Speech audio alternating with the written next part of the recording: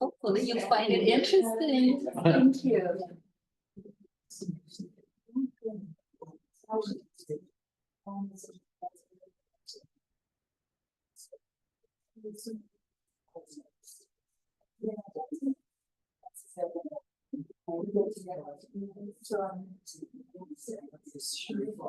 You'll have to ask your questions. So do you participate with Dawn Center to, I guess, how do you engage? Was Dawn, was the whole bar?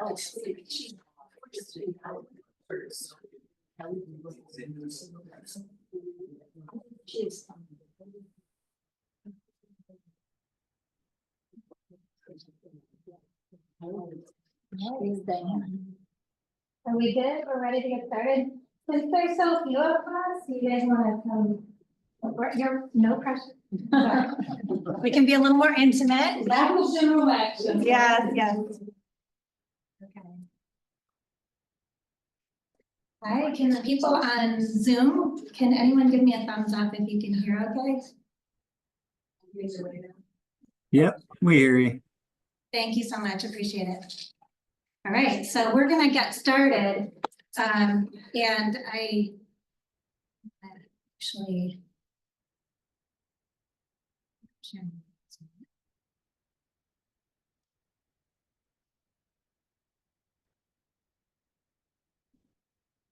Wrong button. Come on. All right, so we're gonna go ahead and get started. Thanks for those of you who can make it online and in person. We're really excited today to be able to welcome one of our two guests who are here from the University of Minnesota in public health. An old and dear friend of mine, Tetyana Shippee, is here. She's going to speak today about all kinds of exciting things, and I can't wait to hear about her work and be able to share her depth of knowledge on all kinds of subjects with you. Just before we get started, when we're done, there's a small reception. We'd love for you to stay if you can for a few minutes to be able to chat. And it's in the sort of exit towards, kind of towards the library. So make sure that you plan to stay if you can so we can visit some. Just as a matter of general introduction, I met Tetyana when we were in graduate school and we were both studying sociology and gerontology. She was at Purdue at the time, and she finished a dual degree in gerontology and sociology just 1 year before me, we discovered earlier. Right now, she has worked her way up doing all kinds of amazing, impactful work at the University of Minnesota. She's housed as a full professor in the Division of Health Policy and Management, which is in their School of Public Health. She's also the Associate Director for Research at the Center for Healthy Aging and Innovation. And she's co-director for the K-12 Scholar, the Career Development Program for their CTSI. So she's done all kinds of interesting things, and I'm actually going to let her tell you a little bit about her history with long-term care. I'm sure she'll be happy to tell you that introductory story. But needless to say, she covers a lot of territory, has done a lot of important work that works towards doing the real work on the ground to make older adults' lives better. And I can't think of anyone I'd be more honored to introduce than Tetyana today. So thank you for joining us. I'm going to leave it to you to do the rest of your introduction. And I will.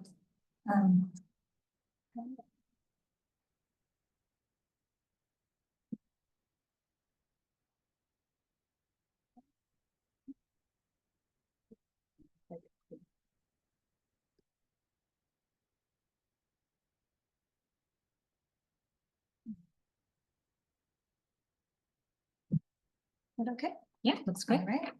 All right, well, good afternoon, everyone. Can you hear me okay? Yes. I know we're small but mighty, right? So we'll get a chance to really connect. It really is an honor to be here. As Dawn said, she is a good friend and also somebody that I really admire. You know, you have those role models, folks who inspire you. And Dawn is absolutely one of these people. You're very, very lucky to have her. And I'm very thrilled that I can contribute to some of the work she's doing. So what I'm going to talk to you about today is my research on promoting quality of life for older people who use long-term care. And before I get in depth talking about the research, let's see, it's not advancing my slides. Oh, it works now, we're good. I'll share a little, but I think that's what Dawn was alluding to, why I do the work that I do. And really, what got me started on this topic. When I was a doctoral student pursuing a dual doctorate in gerontology and sociology at Purdue, I had a unique opportunity to live in a long-term care facility. And I just met somebody who works in a long-term care facility. This was a unique opportunity. Actually, we published about it that was called a bridge program. And the idea actually didn't come from academia. It came from the long-term care side where the administrator of a facility in town read a story about a site in Texas that was having their geriatrics residents spend a couple of weeks in nursing homes so that they understood more about the population that they were caring for. And he kind of had this bold vision, since we had this special dual doctorate, one of the few such programs in the country at Purdue. He said, well, why not have one of our dual doctorate students live in a long-term care facility that I operate? So I was very lucky to be selected to be the inaugural participant in the program. I was supposed to live there for a semester, and it turned into 2 years because I was having so much fun. I really was. I've written about it. I'm happy to talk more about it. But one of the key messages for me, living in a facility for 2 years, becoming friends with residents. I had all my meals there. I participated on various committees, and what was fun was that staff didn't know who I was for a long time. So even though it certainly wasn't the same as being a resident, I got to experience, people walking in without knocking into my apartment. So I got to have a little bit, at least, of that exposure of, certain rights of autonomy, privacy, stripped away in some of these settings. And so what the residents told me time and time again, they said, even though we live here because we have problems, because we have healthcare needs, otherwise we wouldn't be living in the facility, first and foremost, most importantly, we want to be thought of as people and not patients. And they felt that so often they were so medicalized and there was so much focus on their health problems that we were forgetting about who is the person behind all of those medications and other health conditions they were having. So all my work is dedicated to promoting quality of life for people who use long-term care for that reason, and very much because of the residents who inspired me. So when it comes to my work, I would like to acknowledge funding for the research I'll be sharing today, specifically 2 grants from National Institutes of Health, where I was the principal investigator. One is from National Institute on Aging, and the other one is from National Institute for Minority Health Disparities, as well as funding from our Minnesota Department of Human Services for this work. I have no disclosures to share. And what I'd like to do in the 40 or so minutes that I have with you, and hopefully we have a lot of time for a robust discussion, including for those of you on Zoom, please engage.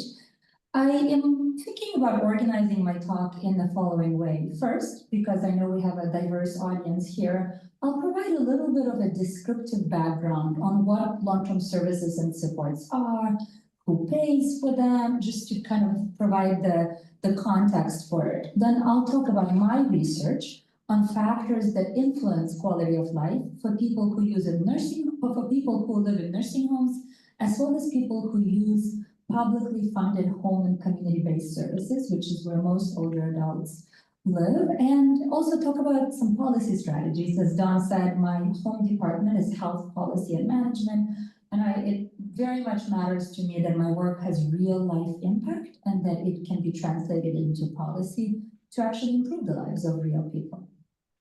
So with that, let's start by giving a definition. You probably have heard the term long-term care, but I am actually using the term, let's see the screen here, long-term services and supports. Has anyone here heard the term long-term services and supports? Okay, well, I see the academics in the room nodding, but for maybe others, especially those of you on Zoom, I choose to use the term long-term services and supports, which is a little bit more recent, like we used to hear in long-term care, because really when we think about long-term services and supports, that's why I put those colorful bricks there. It's a combination of bricks. It is a range of, really, it's related to health, personal, and support services for older adults and other people with limited self-care ability, which could be due to chronic illness, injury, disability, or other health conditions. These long-term services and supports can be paid or unpaid, medical and personal care services. Usually, they focus on supports with activities of daily living. So it's not curative healthcare, it's maintenance healthcare. Support with maintaining activities of daily living.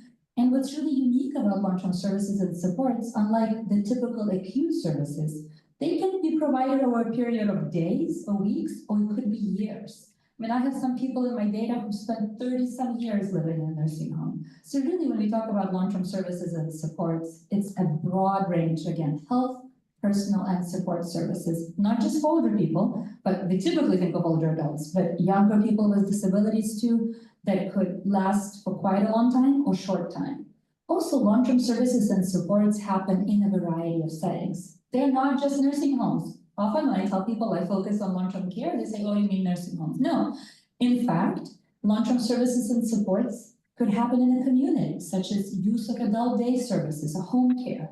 Again, in a home, that's an example of home health agency, maybe hospice, or family and friends, caregivers, right, who take care of older adults or younger people with disabilities. They could happen in institutions such as nursing homes, but they also could happen in other residential settings, such as assisted living or some other kind of residential care community. I have this picture for you on the bottom just to kind of get at that continuum of home and community-based services on one end of the continuum, and skilled nursing facility on the other end. And it really encompasses that whole continuum. Here's another picture that I wanted to draw for this presentation, since Dawn said we'll have a diverse audience. Again, think about long-term services and supports as an intersection between one's level of disability, which could be cognitive abilities, physical disability, and this kind of range of where they are in their post-acute recovery. So you see homemaker services delivered in one's home on the top with lowest level of disability, and you're going all the way to nursing homes on the other end of the scale. So why focus on long-term care? Why are we talking about long-term care? Well, I think if you look at this picture, which is probably not news for any of you here in the audience, we are aging. America is aging, the world is aging, US is aging rapidly. And in fact, the key takeaway from this graph and other data I could share with you is that at some point in their life, most Americans will need long-term care. It could be care received at home, could be care in an institution, but at some point, most everyone will need long-term care. We will see that, again, our population is rapidly becoming older, and we know that as people get older, they tend to have increased levels of physical disability that might require them to get supports, including long-term services and supports. Now, this, again, might not be a surprise to most of you, but based on my own research and a lot of other work, most Americans don't know that actually Medicaid pays for long-term services and supports. And most of it is paid by Medicaid. There is a large variability in how Medicaid is funded by states, and hence eligibility requirements differ. But again, most people who use long-term services and supports either have to pay for it directly or somehow get it covered under Medicaid. This one, I'll just give you a second to absorb this slide, but I wanted to get at the message of money, right? Like, how expensive are long-term services and supports? If Medicare doesn't pay for it, except for post-acute rehab, a very short period of time, post-hospital discharge, how much does it cost? So these data are the most recent ones I could find from 2021, Kaiser Family Foundation analysis. And what you see is that the median income for a Medicare beneficiary in 2019 was about $29,000 across the whole US. However, if that Medicare beneficiary were to use, let's say, homemaker services, that's about double what that person would make in that year. The cost of home health aid is also a little bit more than double, and nursing home is more than triple what is the average income for a Medicare beneficiary. So in other words, for most Americans, the cost of long-term services and supports is extremely prohibitive and very much unachievable unless Medicaid pays for it. Which, that's the sort of the story, that's what happens. Many people end up spending down to Medicaid. Medicaid paid for more than half of all long-term care in 2022. And what's interesting here, if you look at that dark blue bar, that's care that's provided in home and community-based settings, which again, care that could be received in an adult day program in one's own home, through home health agency, hospice, etc. And you will notice, I don't know if it's a surprise for you, that actually most of Medicaid spending on long-term services and supports wasn't for nursing homes. Nursing homes and institutional settings are the green bar. Vast majority of it was for home and community-based settings, which is really important as we think about the future of this funding. And for those of you who maybe have been following this, really the trend in the rebalancing, that's the word we use for this trend, in the rebalancing of Medicaid spending for long-term services and supports from institutional care to home care or home and community-based services started, you see that the lines start crossing there around 2011, 2012, 2013. Notice where it was in the 80s, vast majority of Medicaid spending was all on nursing homes. We've since realized that most Americans don't want to live in nursing homes. There are many reasons for that most people want to live at home and receive care in a community, and hence a lot of research dollars went on that. And so in part, that's the change in policy where now you see these really divergent trends in Medicaid spending on home and community-based services versus institutional care. Just a couple more slides here, don't fall asleep on me, on why we do this and the context for it. The reason I included this slide here is I know that a lot of people realize that older adults also are very heavy users of healthcare, often unnecessary healthcare, because they're not getting the preventive or other services met in a timely manner. So in this case, you see that older people have very high rates of emergency department use, many of which could be preventable by receipt of regular preventive care. But who is the highest user of ED among older adults? People 85 and older, the oldest old, as we call. Women are more likely to use ED services. Older women are more likely to use ED services than men. And you see that Black non-Hispanic adults are 2.5 times more likely to use emergency department services compared to white and Hispanic adults. So right there, you're starting to see differences by age, race, ethnicity, and gender. Here you also see the percentage of emergency department visits made by adults age 65 and older with Alzheimer's disease who live in nursing homes, and this is a particularly vulnerable group. Again, I know at least one of folks in the audience here focuses on this group, and the main takeaway is that across all age groups, people with Alzheimer's are much more likely to use nursing homes, which if we have time for Q&A, we can talk about that, but it really points to this group having really high unmet needs and the need for policy to really address this unnecessary and often hurtful use of ED that for older people with Alzheimer's could exacerbate all kinds of things, confusion, aggravation, etc. So really important issue. So some of the things that my work focuses on when it comes to addressing some of these gaps in care for older adults, I've looked at costs and affordability of care across settings. Workforce is really, really important. But what I want to talk to you about today, and again, what is at the center of my work, it's the focus on quality of life and issues of equity. As you saw, there are racial differences for men and women, and what it means for care and policy decisions. So as I shared a little bit earlier, most older people don't want to live in a nursing home. This has been true for, as long as we've been doing research on this topic. And in the most recent Gallup poll data I found here from 2023, again, very much consistent results. About 3/4 of Americans are not comfortable with an idea of living in a nursing home, which points us to the question of, well, we really need to be reforming our long-term care and thinking about, other settings of care. Also, another huge issue and a gap that much of my work has focused on addressing is the fact that our care is not evenly distributed.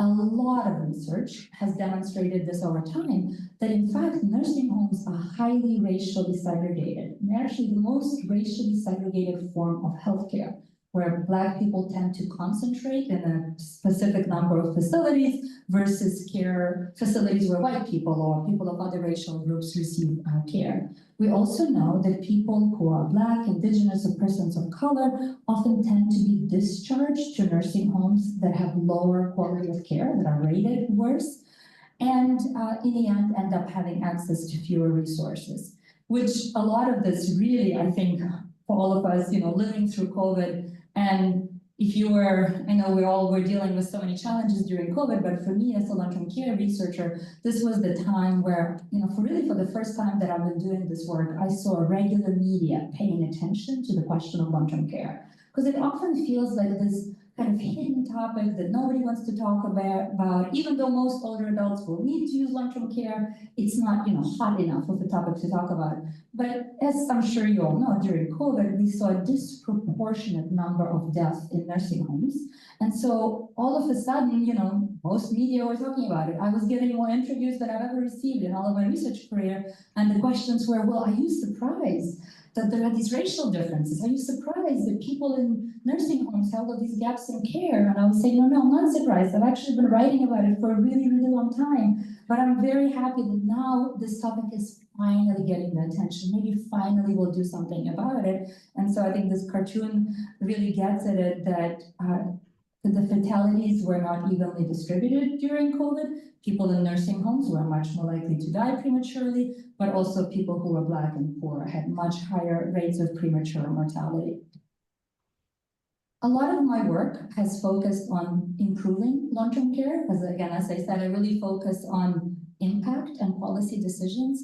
And we had this really, really big thing in the world of long-term care. I don't know how many of the audience here are aware of this, and maybe some folks on Zoom, but in 2022, we had this historic report from the National Academies of Sciences dedicated to improving nursing home quality. It meant so much for us because the last time it happened was about 20-some years ago. As I said, it seems like very few politicians actually care about improving long-term care, and it ends up translating into the areas of focus for various agencies. So the fact that National Academies released this report was historic, but I also tend to have a healthy degree of skepticism. So while I was a reviewer for the report, I was thrilled that the report came out, but it had 200-some pages. So I know I had a lot of questions to some of the folks who authored the report on, so what are the next steps?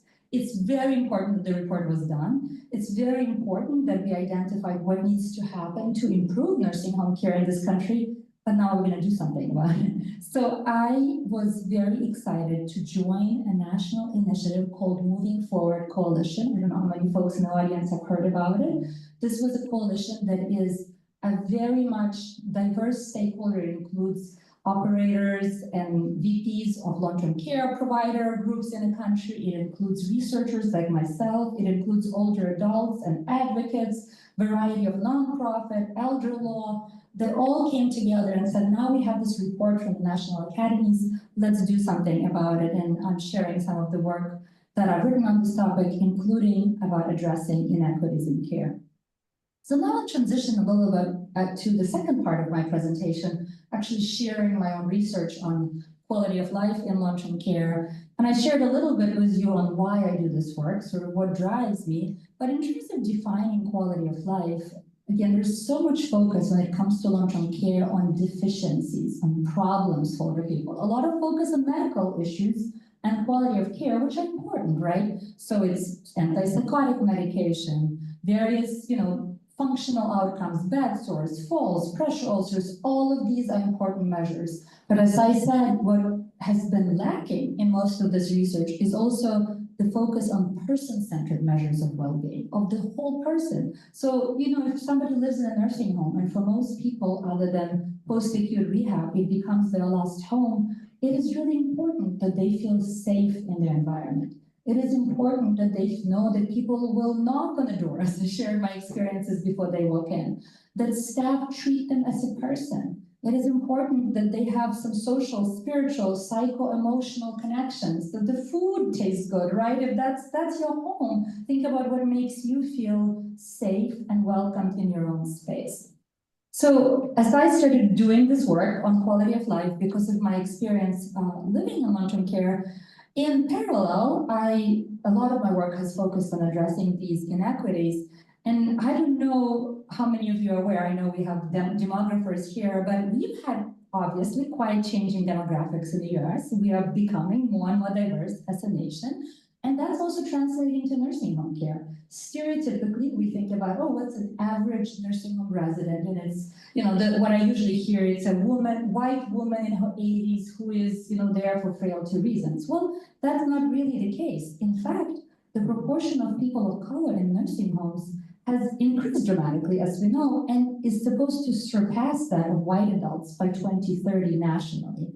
So even and these data are old, the new data I actually showed in the same trend, but this was the paper that really got my attention, looking at the data in changes between 1998 and 2008. And as I said, the trend has continued. We saw an increase of over 50% in the proportion of Hispanic older adults in nursing homes. We saw an increase of 54% for Asian older adults in nursing homes, an increase of about 11% for African-American older adults. And notice a decrease of 10% for white older adults. And we call this sort of substitution effect, where many older white people, especially those who have more financial resources, fleeing nursing homes, and instead using assisted living as a substitute for nursing homes because they have the resources to do so, which really makes nursing homes that much more important as a key aspect of care delivery, because they end up being a place for many people who otherwise don't have the resources to pay for care at home or receive care in assisted living. So what I have had the privilege of working with when it comes to measuring quality of life. And one of the reasons why I actually went to University of Minnesota when I received my doctorate is because Minnesota, I think it's a great example for other states, Minnesota has made an intentional decision way back in 2005 when my mentor Bob Kane, maybe for some of you that name is familiar, he's since passed away, but was really quite a role model for me. He created this contract with the state, and I know Dawn and others work closely with state agencies to invest in a partnership between the University of Minnesota and Minnesota Department of Human Services to create rigorous, evidence-based measures of quality that could be used to improve and track quality of life for older adults in the state. So we actually have validated measures. I can talk more about it if there is interest, and I'll make sure that we have time for Q&A. Or if you have questions, feel free. Is that okay, Don? Folks can just interrupt me. I'll make sure that this is, that I can clarify any questions you might have. But for the purposes of this presentation, when I talk about quality of life, I think about different aspects or domains of quality of life. So one is environmental satisfaction. Like I said, people knocking on the door before they come in, staff taking items without your permission. Attention from staff really is about, do staff call you by your name? Do they treat you as a person? Do they listen to your preferences? So this is the relationship and treatment from staff. Food enjoyment is super important. As somebody who's lived in the facility for 2 years, you know, that's your home, that's where you have all your meals. So after a while, I mean, for many residents, that was the most important part of their day, the meal time. So meals are very, very important. And we have various questions about food enjoyment, you know, food, whether they like the food, and also the social time during mealtime. Social engagement, of course, matters, right?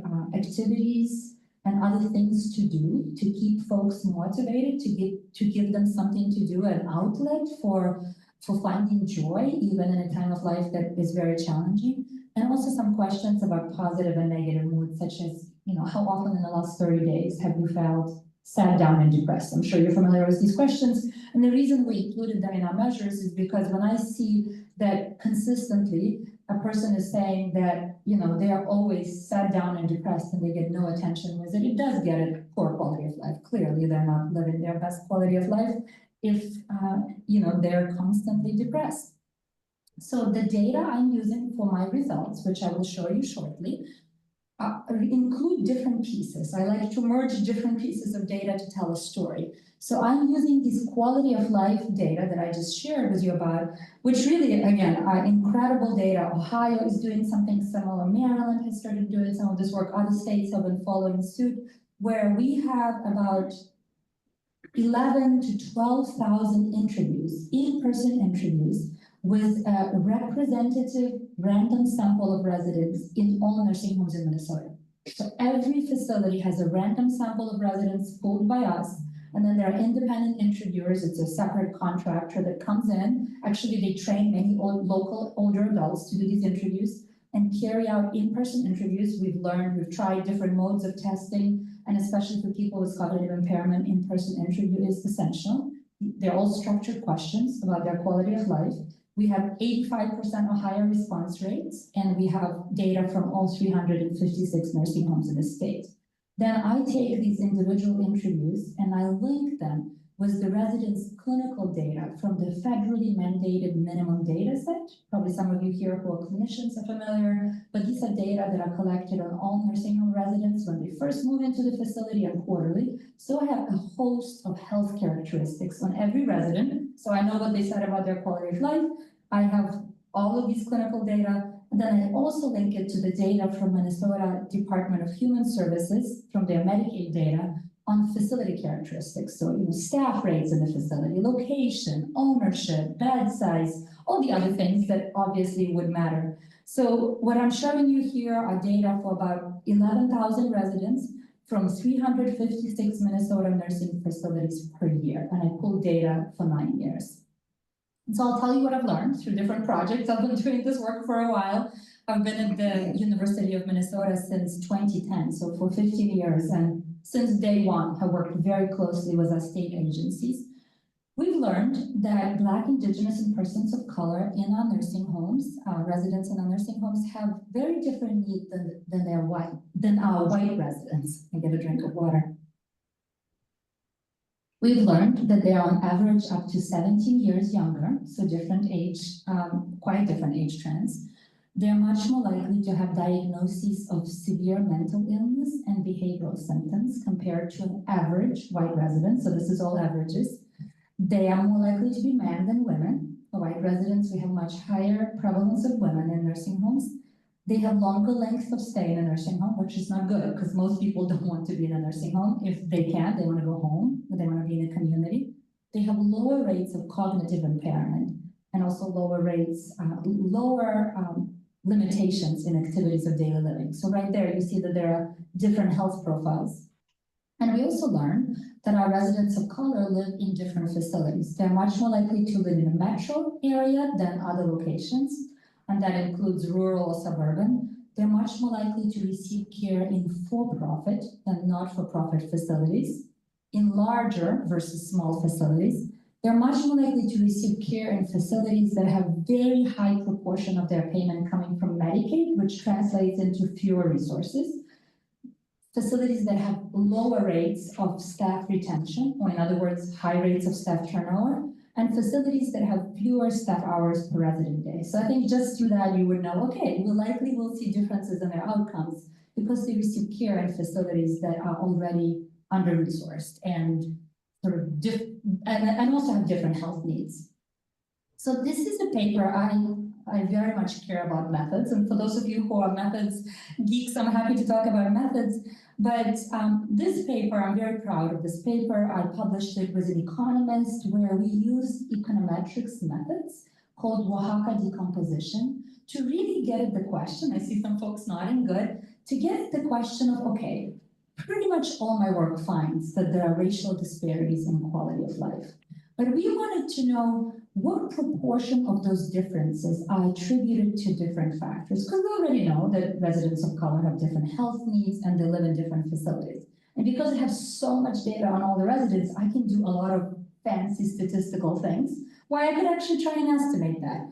So this paper was published in 2022. So just for illustration, should have, oh, there's a paper here, but maybe I'll just stick without it. Look at the domain of food enjoyment. As I said, these are different categories of questions. So it has questions about, do you have food that meets your preferences? Is there social time during meals enjoyable? And a couple other questions. So in this domain, the 12.17 is the difference in score between white residents and non-white residents. And that is a clinically meaningful difference based on the score distribution here and statistically significant. So my question is, okay, we know that there is a 12-point gap. Well, what are some factors that could explain that 12-point gap? And so using these statistical methods, I saw the yellow bar on the bottom that about 1.4 points out of those 12 is due to resident characteristics. You saw that residents have different diagnoses, age, so I account for all of that in my models. And those resident characteristics explain some of that difference. Secondly, you see that just living in a high proportion minority facility, in a facility in Minnesota, basically high proportion Black or Native residents, that also in and of itself explains another 1.3 points. Why? Because it's a proxy for, again, being under-resourced, racially segregated. The blue bar, the 4.5 out of that, is based on these other facility characteristics. Staffing is a big one, size, ownership.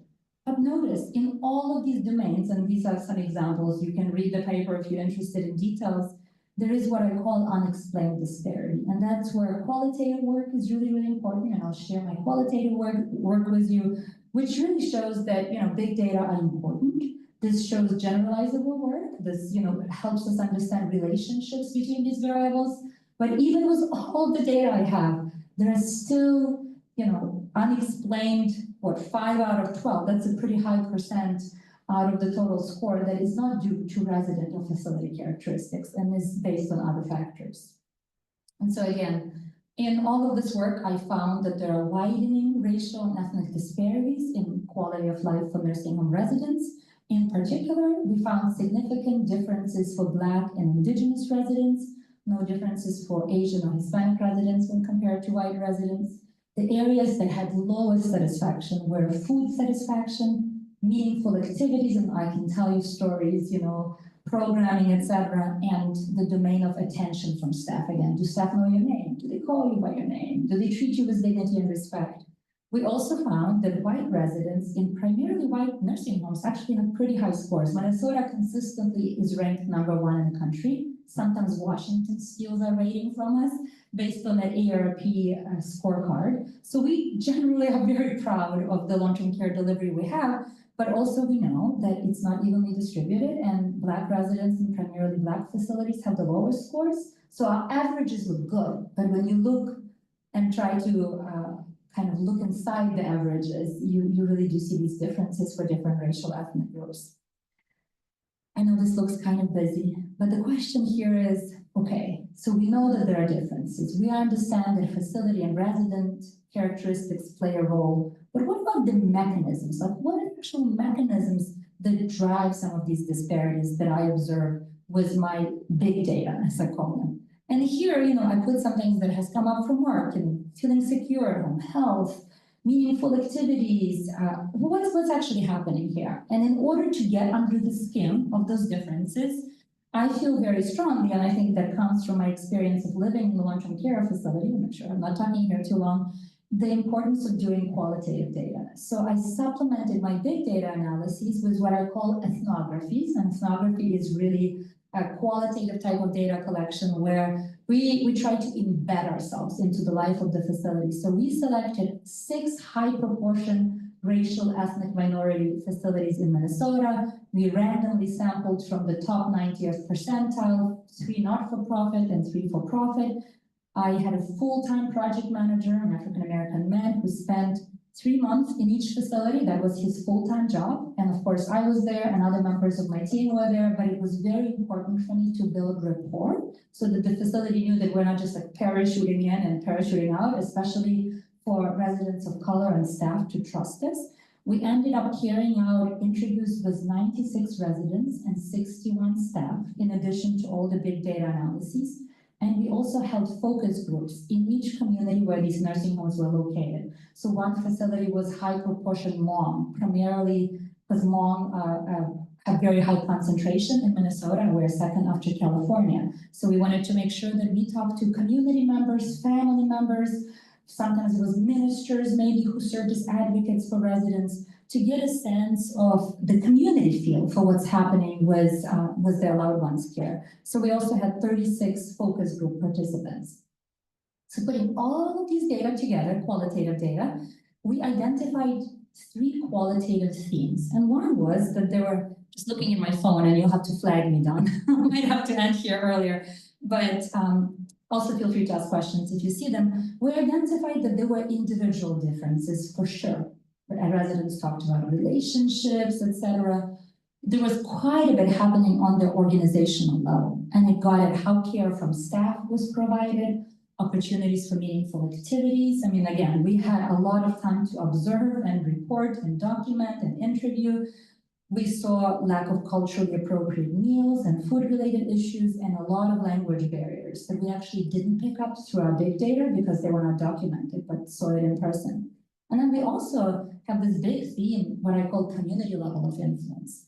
And it gets at, I'll talk about it a little bit, but the main takeaway is the need for engagement with these high proportion minority facilities by volunteering and other community engagement. So because of time, I'm going to skip the individual theme where residents talked about, well, we don't get along because we're from different racial group, cultural groups. I want to be with people who are like me. It was part of the story, but it was certainly the least prevalent part of the story.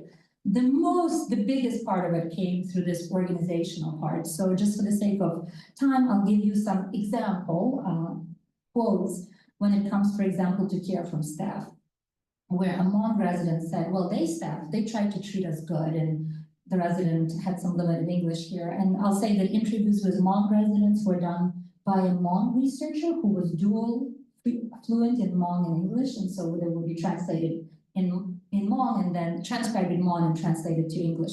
But they staff tried to treat us good. But to say it, the people who can speak English, they wait for the last minute and they take their people first. So there was a lot of this sentiment about staff had different approaches to care. They gave preferential care to people who were from their cultural background versus those who were not. This white resident said, well, I've seen some of the Black aides will pay a little more attention to Black residents than white residents. When it came to activities, a lot, we got a lot of content on activities. This African-American staff member said, well, I just don't think they've got a lot of Black things, you know, that they would really like, the residents.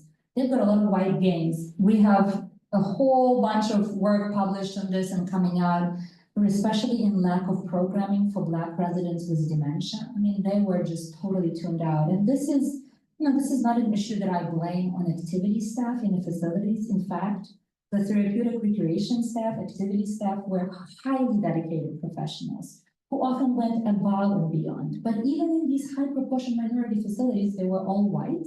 I spoke at the National Therapeutic Directors Association, whatever the national conference they have, and they invited me as a speaker, and I talked about this issue, and they acknowledged that vast majority of them are all white. It's very much focused on as a white profession. And so the programming and the content just hasn't been developed, and it's really not fair to blame the staff that they haven't learned something, that they never had an opportunity to have the resources and the time to learn how to develop, you know, activities programming for African-American residents that would be meaningful for them, especially when they have dementia, right? So a lot of this is not staff blaming, this is broader structural issues.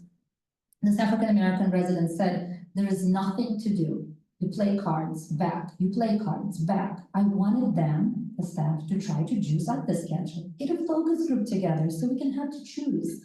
Because you've got younger people here. Remember, residents of color are quite a bit younger than white residents on average, that don't want to just sit and play bingo with half of the folks who don't even know what's going on. And so that was this piece. I mean, there was nothing for people to do. And there were a lot of incidents. Aggression, agitation, fights, when people, I mean, all you do, you have your day free. There is nothing to fill your time with. And then there is this third piece, and this is the piece of community effect, community engagement that we very rarely talk about in long-term care. Because we think often that, you know, nursing home is like this total institution. Whatever happens within the walls of the nursing home is contained. But the reality is the community impact really matters. I'll tell you what was really shocking for me, because I've spent so much, really all my career, volunteering in nursing homes, engaging with long-term care in a variety of ways. I give talks all the time, and I pretty much always see other volunteers. When my team went to these high proportion minority facilities, I mean, there were 3 facilities that had a total of 0 volunteers, none, not one other volunteer. And the culture in these facilities was markedly different. It was, I mean, I am very grateful for the partnership I have with providers in Minnesota who trusted me and allowed me to gain access to these facilities and knew that it would be confidential. But it was heartbreaking. I mean, residents were scared to talk because it's like they didn't trust that what they said would be confidential. Staff wouldn't talk to us. They kept, you know, my staff members were honestly harassed to be trained as volunteers, even though I received permission from higher ups to do research there. And so I'll give you a couple of quotes. This white staff member said that any prospective volunteers, regardless of where they're located, we have to drive to a location to get fingerprinted. I will say that has been probably the largest detriment I've had to finding volunteers who are willing to actually do it once they realize how the process works. And what he's talking about is that, of course, the volunteers have to go through background checks, and in many ways that could be discouraging or limiting for members from the communities of color. But it's not just that they have to get fingerprinted. Some facilities, like Totally Saw It in Action, will choose the location that's the farthest out, like a 35-minute drive from the metro area to go get fingerprinted. That's a big barrier to have to go that far. And, you know, create a whole set of other barriers, extra requirement after requirement just to register as a volunteer. This African-American staff member said, I don't know, I haven't seen anybody from the community here. So when a question about volunteers, so I couldn't answer that, which I probably might say, I seriously doubt that the community interacts with them, and he means with residents.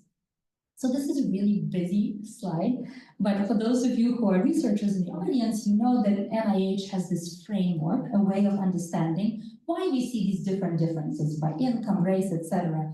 And the levels of influence have been grouped as individual, interpersonal, community, and societal. And the point I wanted to make is that our work clearly shows that these different levels, They don't act in isolation, they interact with each other, but they were very much present in this work. So I would say, implications, policy implications from this work, there are quite a few. But my biggest one is that it's not the fault of the staff members, most of whom are there because they care deeply and they really want to do their best. When we see these disparities, it really is the need for institutional and system level change. And clearly, we need to see more resources for nursing homes that disproportionately care for residents of color. And a lot of it comes to the role of Medicaid. I took some time in the beginning to show you that Medicaid is a primary payer, but when these facilities, 90% of their overall revenue was Medicaid. That meant they had way fewer resources than facilities that have more Medicare dollars or private pay dollars. I mean, the facilities had holes in their ceiling. You wouldn't expect that you would see these kinds of facilities, in the US, and I'm saying this as an immigrant to the US. So clearly we need to do more, we need to do better for these facilities and especially residents in these facilities. But I often, because I work so closely with policymakers, it's not just about, we need more money, right? That's not a message that usually works well, especially now, but typically that's not a very helpful message in of itself. So what can we do? How can we be creative with programs we already have?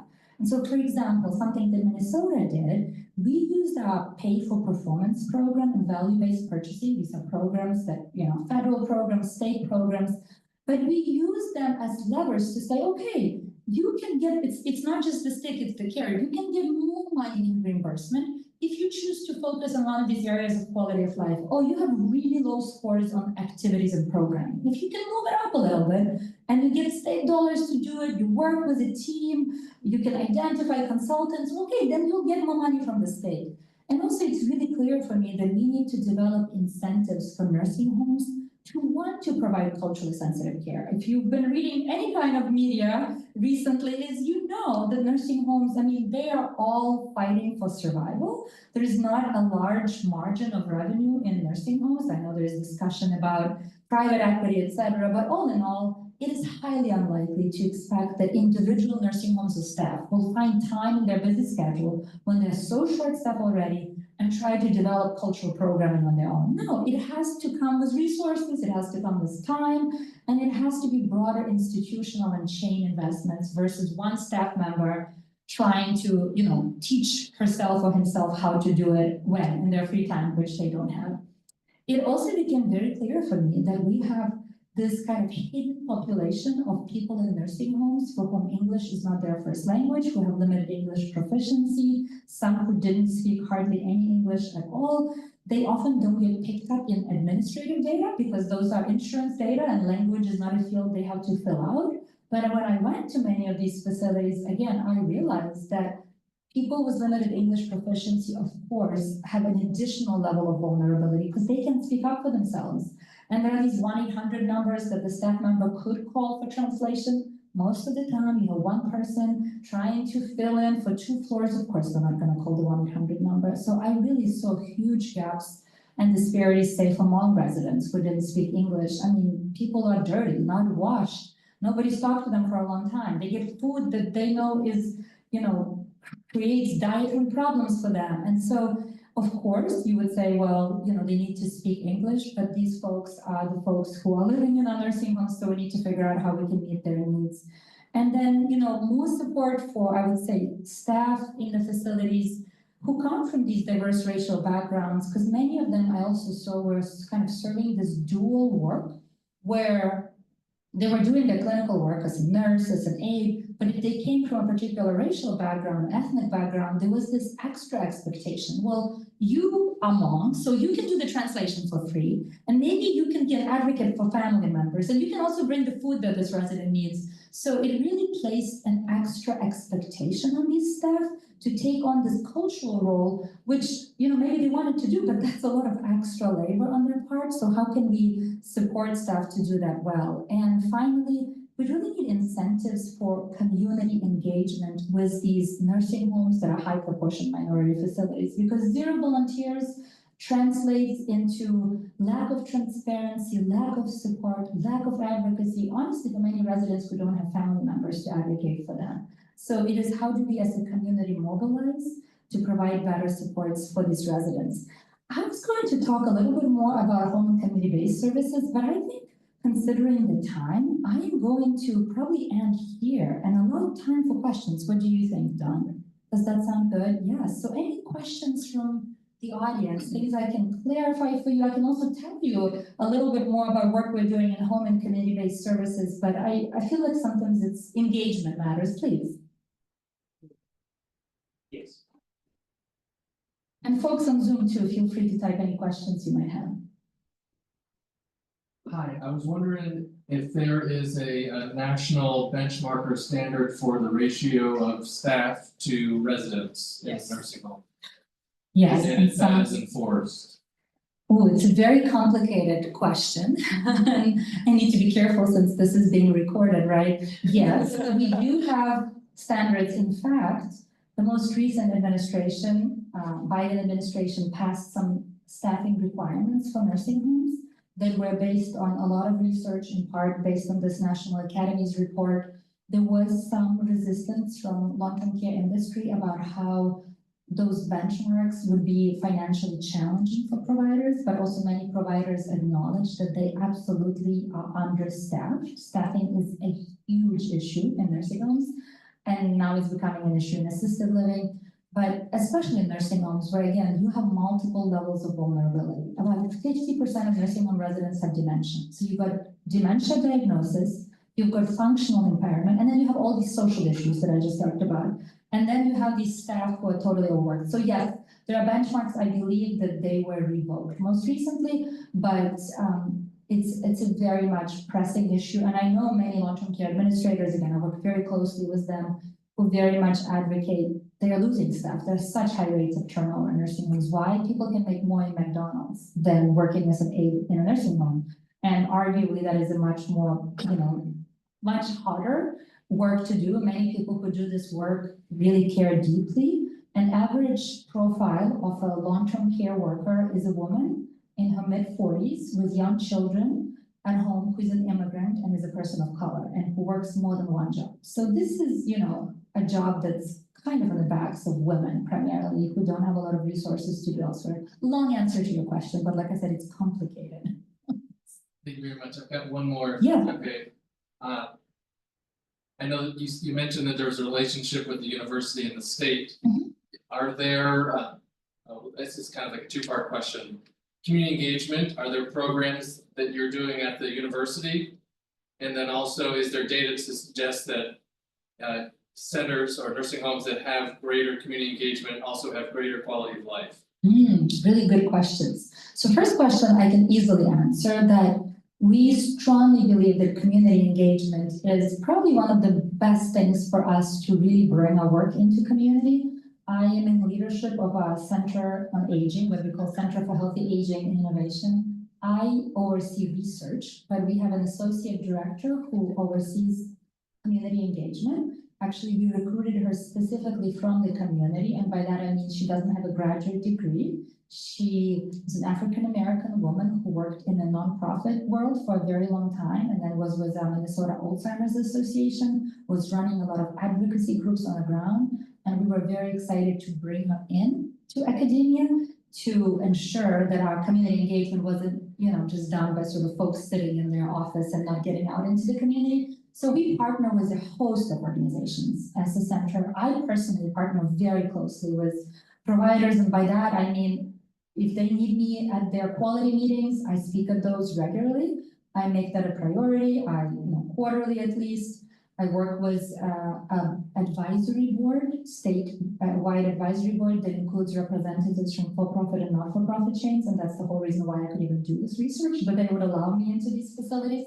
But as far as the question of volunteering, which I think you are getting at, we do have a very activated, what we call aging studies interest group, and it's our bachelor's, master's, and PhD students across different programs who are interested in aging, who are very much self-driven. They regularly volunteer in facilities, they create programming, partner with older adults. So that's one way that we've been getting at the volunteering part by activating our students, especially students in health sciences, students in nursing, medicine, pharmacy have been very interested in engaging more with us. Yeah. Second question, maybe Dawn can help us or others. I don't think that work has been done. this whole, and I'm very well versed in this work, the whole idea of community engagement, volunteering, community participation with nursing home residents is very new because, as I said, we have this idea for a very, very long time as researchers that it's like this prison type thing, you know. I'm serious, it's within the walls of the facility. So we look, you know, Centers for Medicare and Medicaid has a 5-star rating. I serve on their technical advisory panel. And we look at, you know, 5-star rating. If you want to choose a nursing home anywhere in the country, you can go on the website, but it's all about medical indicators of quality of care. I've been very much advocating for quality of life. It's not happening yet in the near future, but I'm there, I'm at the table. But we don't at all talk about volunteering. But I saw with all these data that having other people from the community, you know, it's not even hard work. It's just having somebody else from outside changes the culture, the feel in the facility. People come in and go versus truly, it's like lockdown. And that's a whole other culture of care for staff and for residents and for family members who tried to come in, and many of them talked about being shut down, not allowed, you know, not having their voice heard. So maybe we can do that work together. Other questions? Yes, please. I've got a lot, I don't want to monopolize. You want me to repeat it so folks on Zoom? Oh, there's the microphone. Wonderful, yes. It's right here on the second row.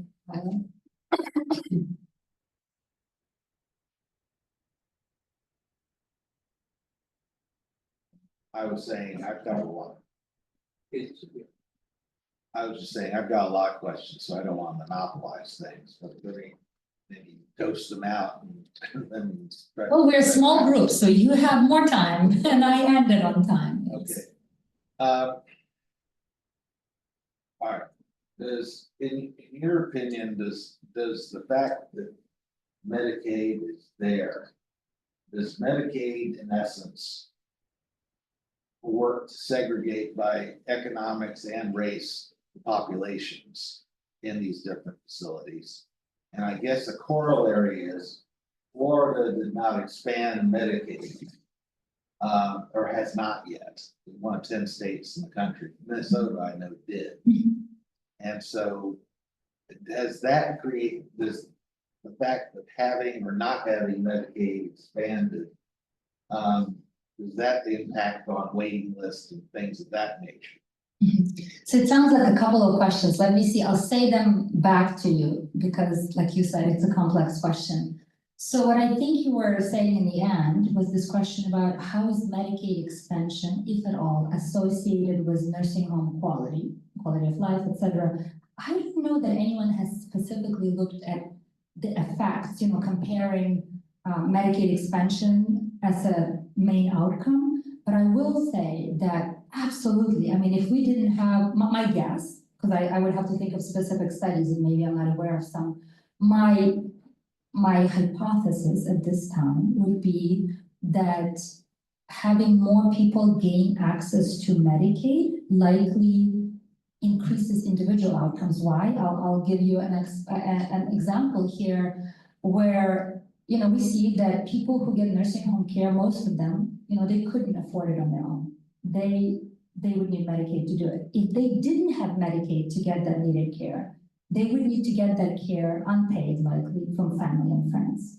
We saw some folks, let's say Hmong residents in this high proportion Hmong facility.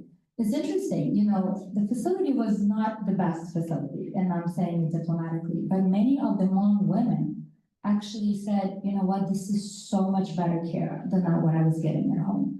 Actually, you know, somebody's taking care of me.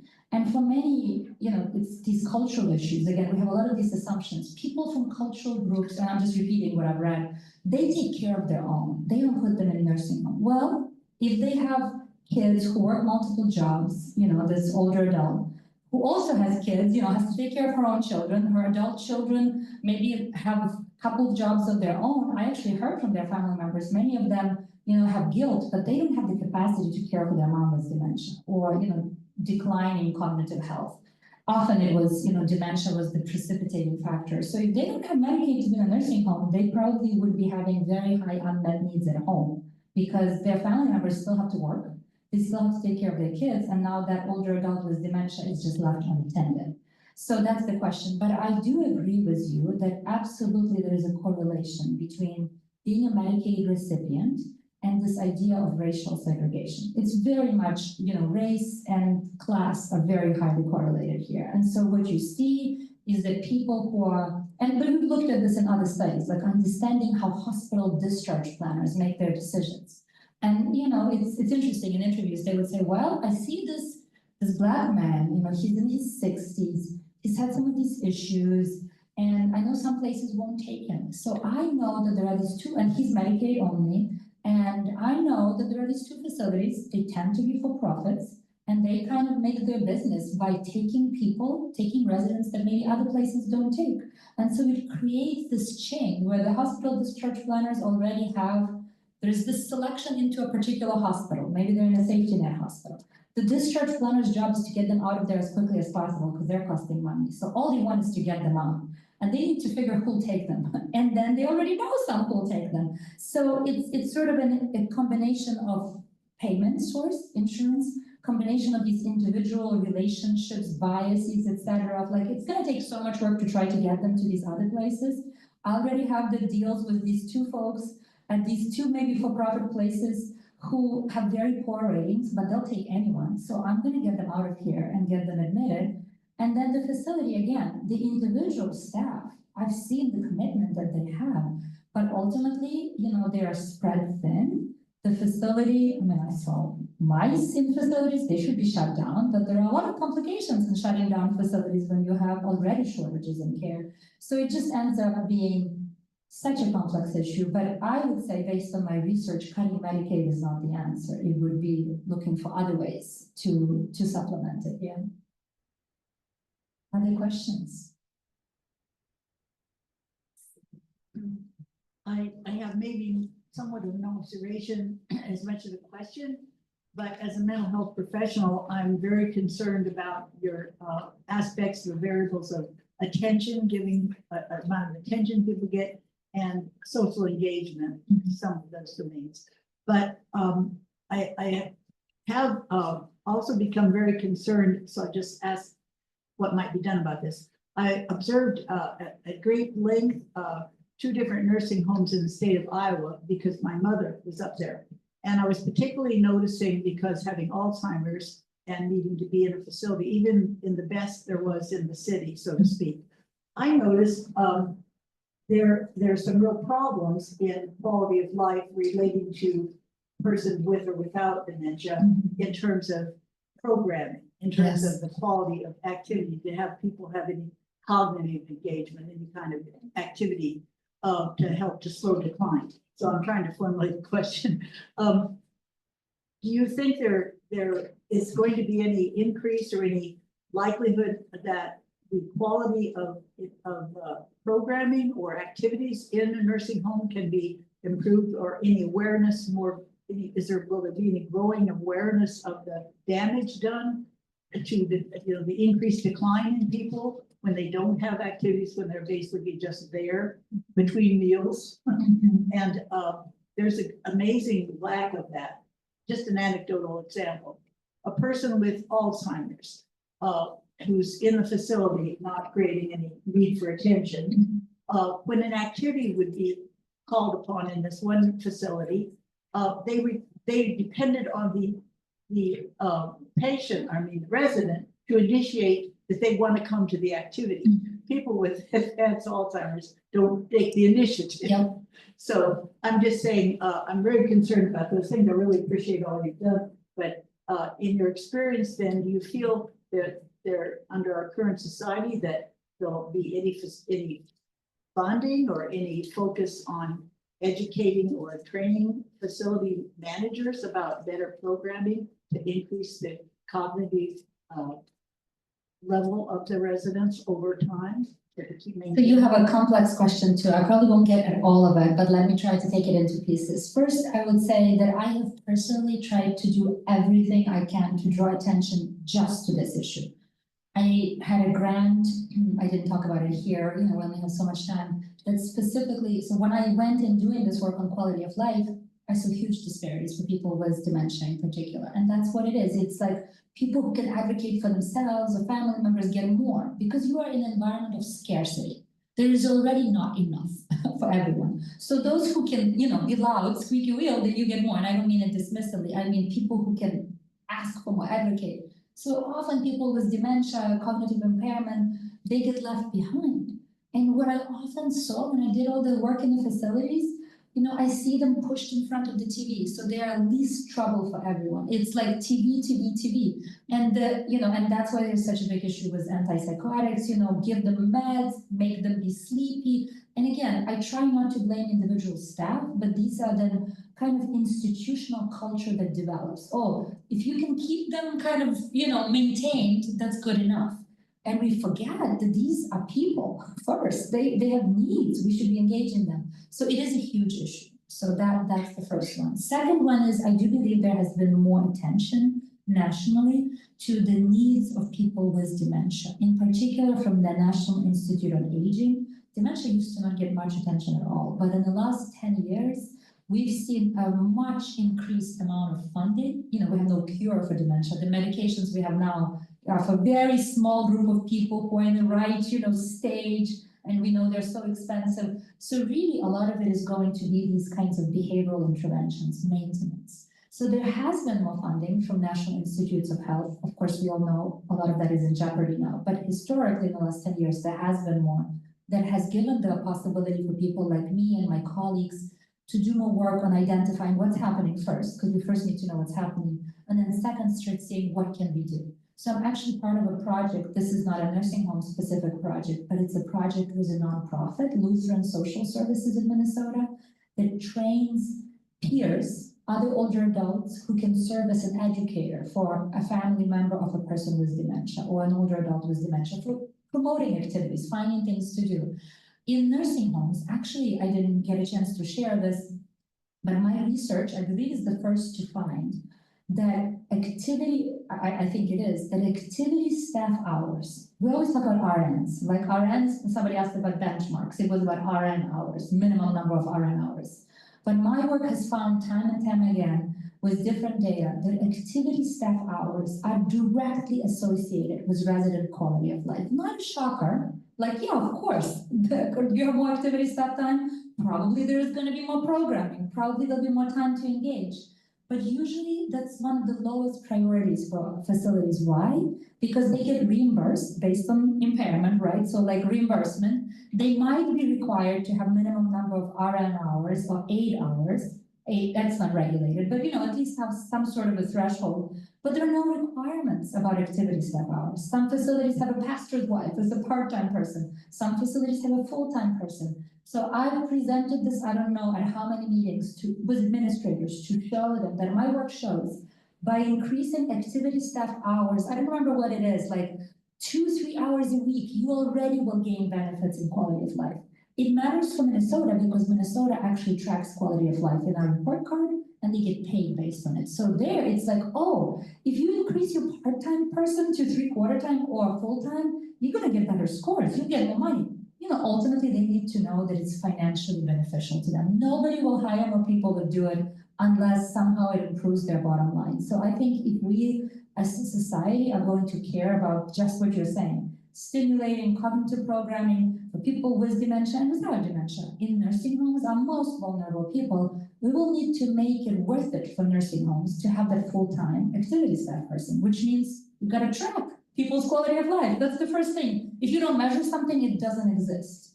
If you measure it, it becomes real. Like, okay, at least we know what the scores are. We can see which facilities are doing better or worse. So I'm a huge proponent of, first, we need to start tracking quality of life. And I know, you know, we're all talking about shortage of budgets. Minnesota invested in it. It's a tiny, tiny thing for a state to invest in, to track people's quality of life. You get a random sample. You know, there's so much evidence and research by me and others that, you know, there are validated measures, our measures, other countries have used that measures, but it's been very slow in the US for other states to do it. And it's usually, well, we don't have money to do it, but we, you know, it's priorities. What do you invest in? So I don't know if I answered your question, but Yes. it's complicated. It's gonna be my answer to everything.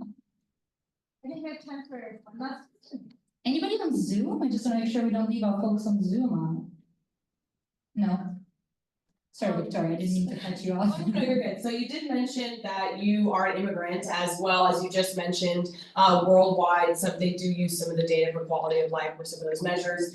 Have you done any research on comparing the US and our healthcare system with other healthcare systems that are maybe more universal?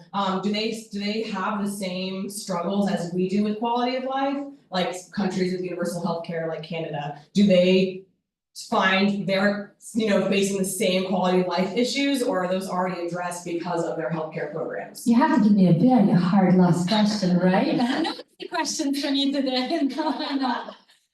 I will say that there has been quite a lot of research, maybe some that, Dawn and Miles here can talk about on international comparisons. And on average, it is probably no news to anyone that US has a pretty broken healthcare system and that we have some of the, worst outcomes among the developed countries when it comes to health outcomes, in part because of our inequities, in part because of all of these issues, segregated facilities, and I'm not just talking about racial differences, but, by income, by payment source, so all of these things feed into it. When it comes to long-term care, since that's the focus of my work, I collaborated with quite a few folks from Canada, actually, who very much invested in building these person-centered measures of quality. When a person moves into long-term care, again, we can't just treat it as a number of conditions or medications they take. We have to look at the whole person, really at all stages of life. But it's, okay, I'm gonna spend 10 years living in this nursing home. You have to do more than just,